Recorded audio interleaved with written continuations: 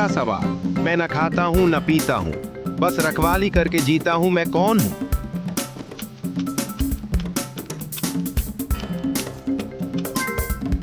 सही जवाब, पहरादार। दूसरा सवाल, मैं दिन में छोटा हूं और रात में बड़ा, मैं कौन हूं?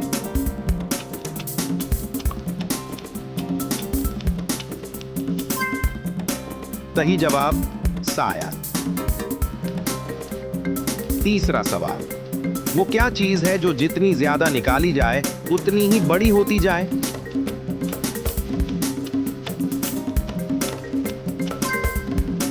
सही जवाब, सुराख। चौथा सवाल, वो कौन सी चीज है जो हमेशा आगे बढ़ती है लेकिन कभी पीछे नहीं आती?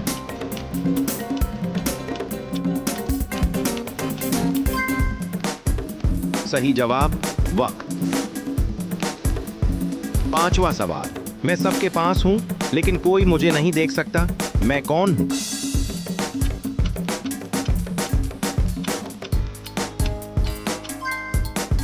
इस सवाल का जवाब अपनी ज़हानत से कमेंट बॉक्स में दें।